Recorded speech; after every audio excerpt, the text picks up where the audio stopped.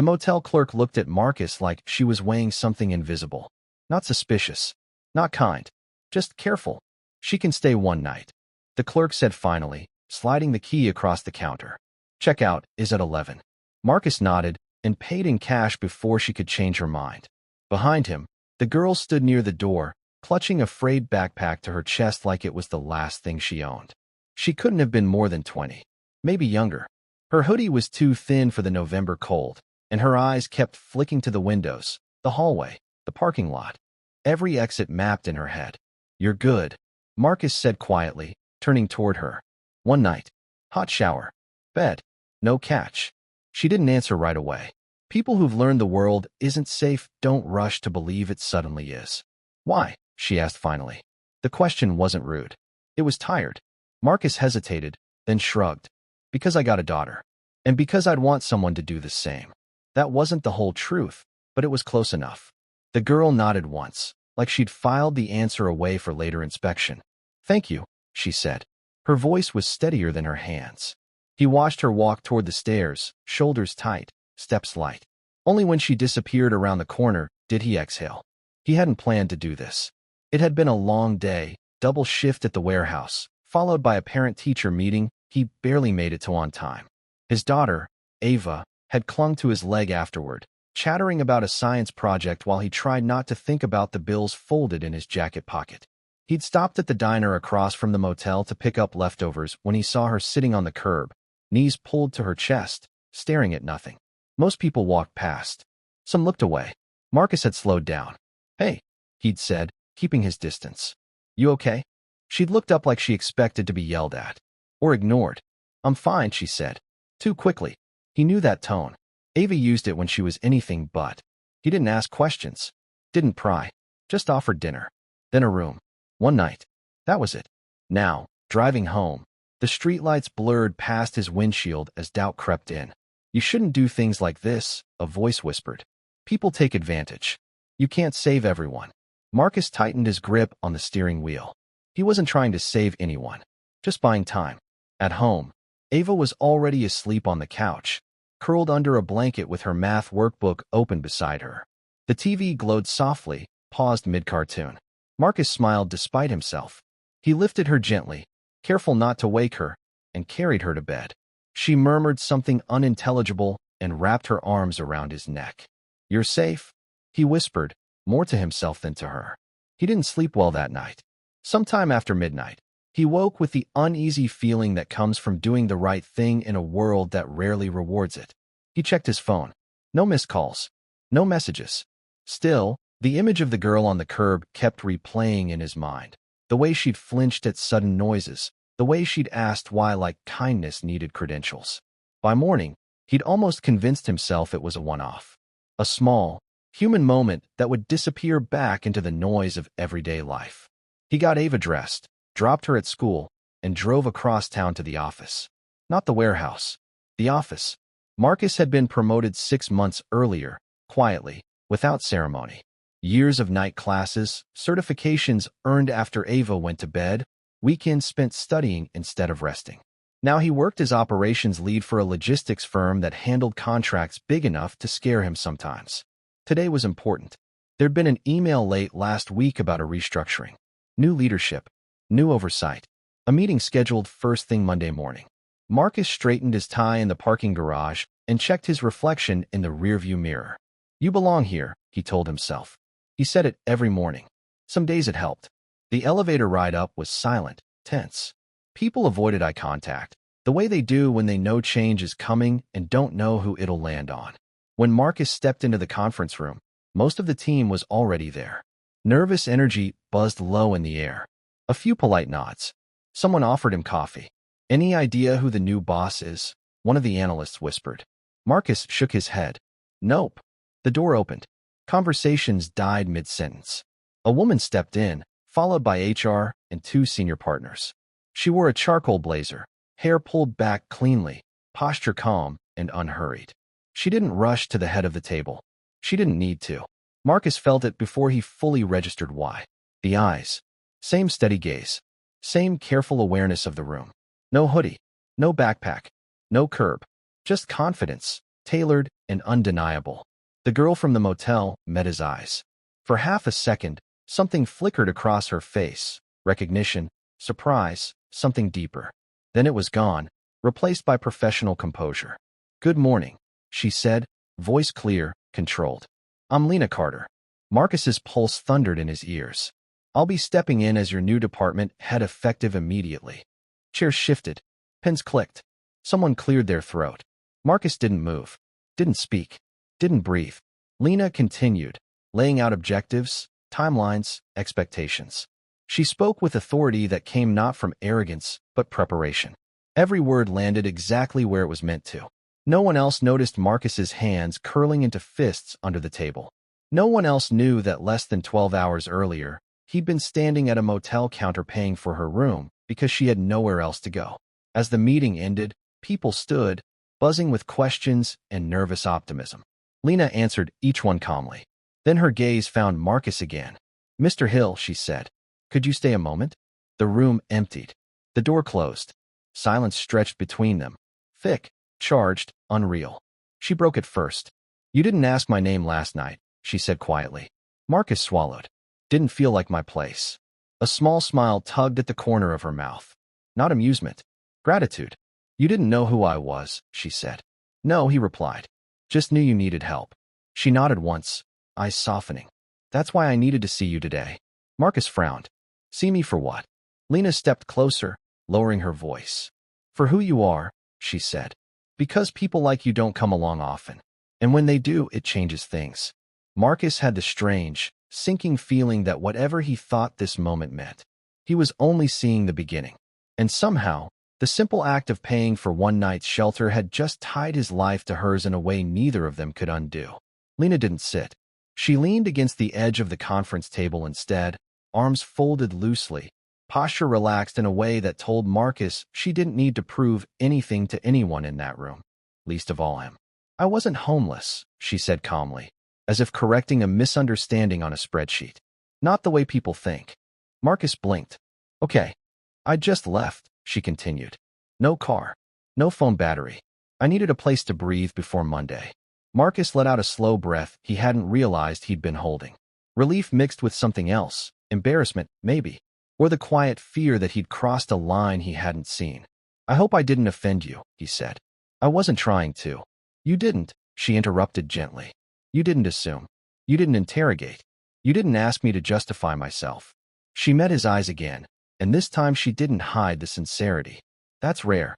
Marcus shifted in his chair. Compliments still made him uneasy, especially ones that felt heavier than praise. "I just did what I'd want someone to do for my kid." Her expression changed at that. Something softened, like a door opening just a little. "You have a daughter," she said. "Ava." Marcus replied without thinking. "She's 8. Lena nodded slowly. "That explains a lot." "Explains what?" Marcus asked. "The way you looked at me," she said. "Not like a problem. Like a person." Marcus glanced down at the table, suddenly aware of how close this conversation felt despite the fluorescent lights and corporate chairs around them. Lena straightened. The professional distance slid back into place, not cold, just necessary. "I didn't ask you to stay because I wanted to talk about last night," she said. "I asked because I've been reviewing this department for weeks." Marcus's shoulders tensed instinctively. "And?" he asked. "And your name kept coming up," she said. "Not from the top. From the floor." That surprised him. "Drivers," she continued. "Coordinators. Night supervisors. People who don't usually get asked what they think. They trust you." Marcus swallowed. "I try to do right by them." "I know," Lena said. "I talk to them." There it was again, that feeling of the ground shifting slightly beneath his feet. "I'm here to make changes," Lena went on. "Real ones. And I need people who don't confuse authority with power." She paused, then added, "People who act the same when no one's watching." Marcus looked up at her then. "You followed up on me?" She didn't deny it. "I had to." "And the motel?" he asked quietly. "That was part of the evaluation too?" Lena shook her head. "No. That was the confirmation." Silence settled again, but this time it wasn't uncomfortable. It felt aligned. "I won't pretend this doesn't create a strange overlap," Lena said. "But I also won't pretend it didn't matter." Marcus nodded slowly. "So what happens now?" She smiled, small, professional, certain. "Now we do our jobs. Cleanly. transparently. And off the clock, he asked before he could stop himself. Her gaze held his, steady and honest. Off the clock, she said. We let time decide what anything else means. She stepped toward the door, then paused. For what it's worth, she added, that night could have ended very differently for me. Marcus's voice was quiet. For what it's worth, you didn't owe me anything. Lena inclined her head, accepting that. Exactly. She opened the door. Welcome to the new chapter, Mr. Hill. And as she walked out, Marcus sat there for a moment longer, heart steady but alert, realizing something important. Kindness hadn't bought him favor. It hadn't created leverage. It had simply revealed him. And sometimes, that's far more powerful than anyone expects. The office felt different after that. Not louder, not quieter, just aware. Marcus noticed it in the way people straightened when Lena walked by, the way conversations paused just a second too long before resuming.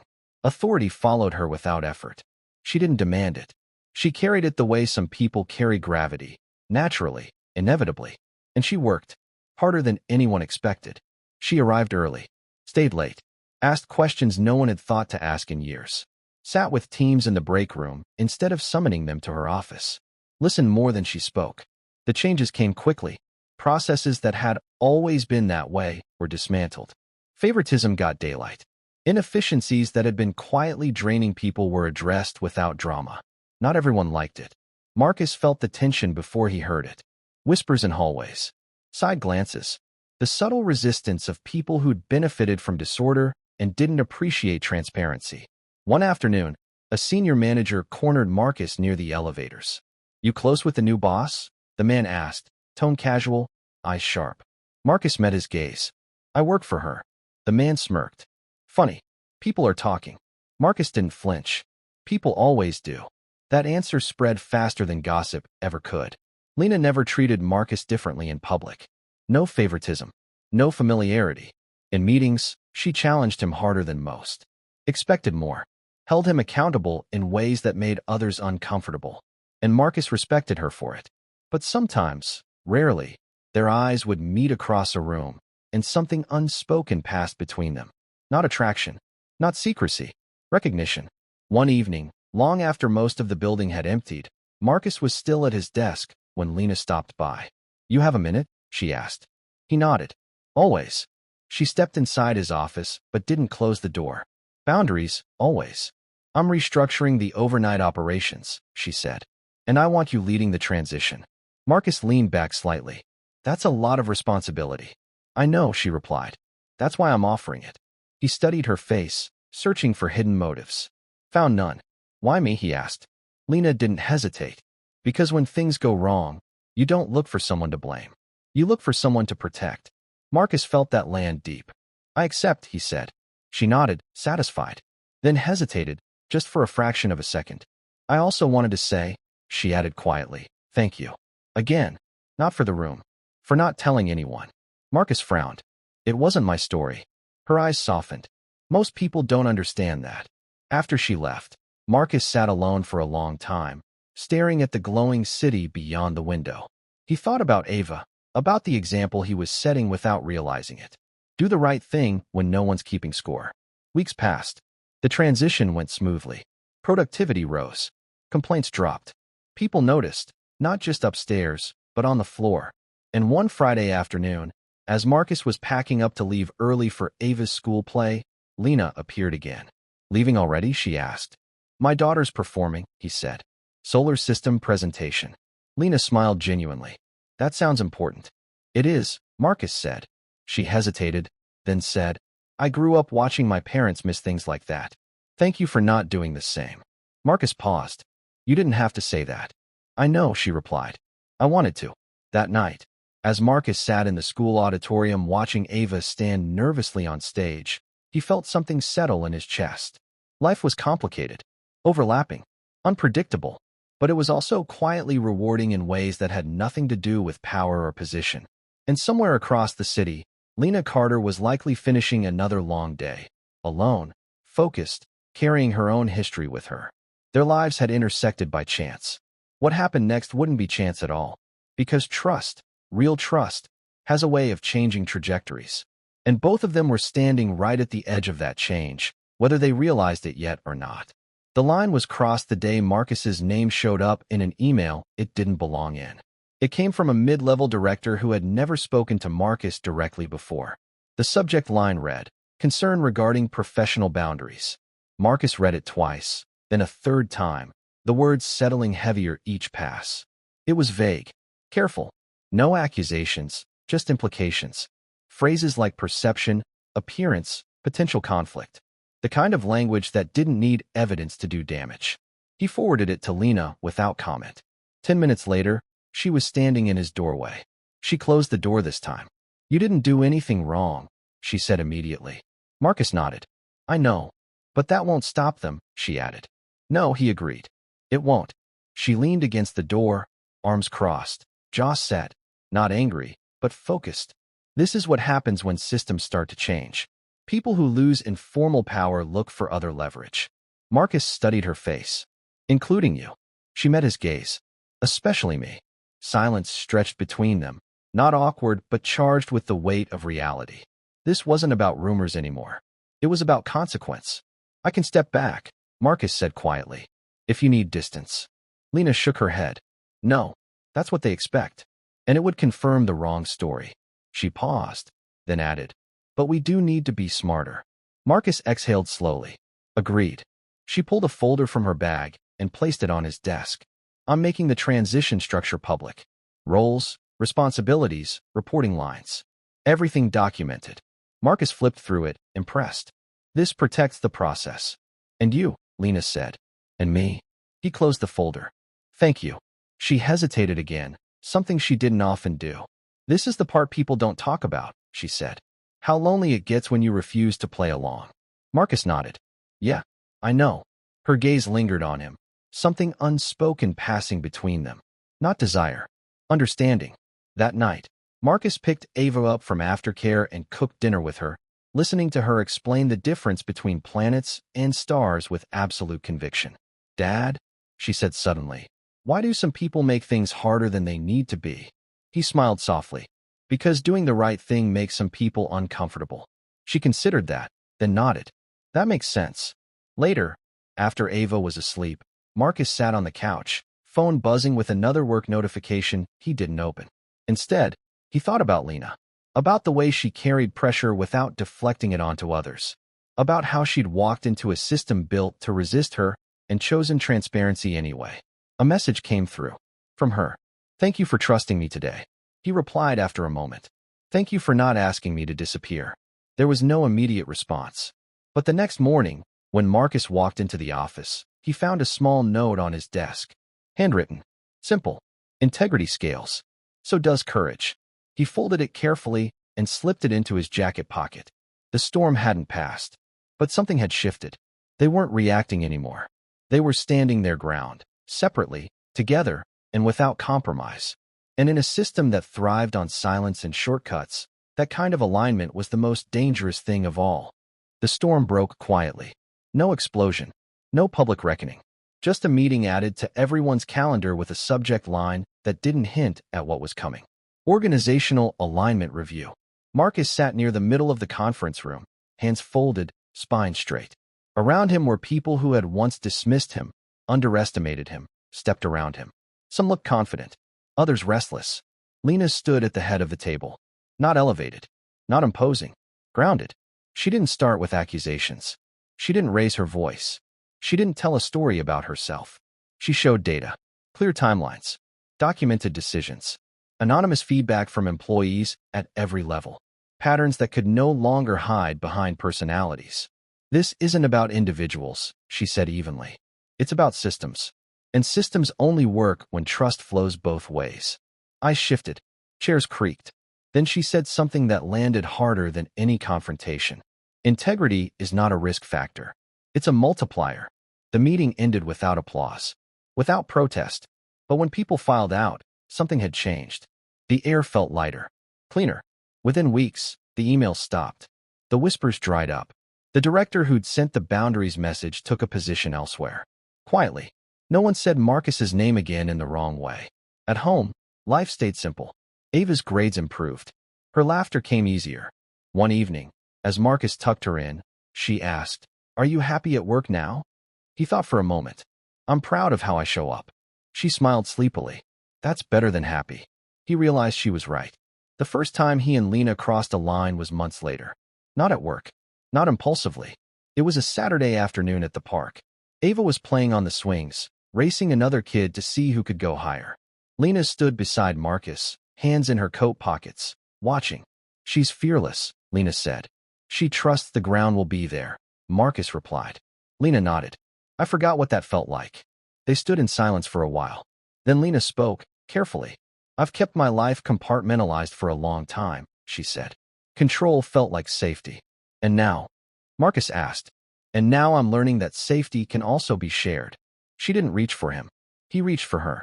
Just a hand. No urgency. No audience. She took it. Nothing dramatic happened after that. No headlines. No gossip. Just two adults, choosing each other slowly, with full awareness of the cost and the care required. Months later, at a company event, Ava tugged on Marcus's sleeve and whispered, Dad, is she your boss? Marcus smiled. At work, yes. And at home? Ava asked. Marcus looked at Lena, who crouched down to Ava's level and said gently, At home, I'm just someone who cares about your dad. Ava considered this seriously, then nodded. Okay, that was enough. Years later, when Marcus looked back on the night he paid for a motel room without asking questions, it didn't feel like fate. It felt like character. A choice made quietly, without expectation. And that choice hadn't bought him success, or love, or power. It had simply placed him on a path where the right people could finally see him clearly. Sometimes the world doesn't reward kindness immediately, but when it does so in ways no one could have predicted. And Marcus Hill never forgot that the most extraordinary changes often begin with the smallest, most human decisions, made when no one is watching.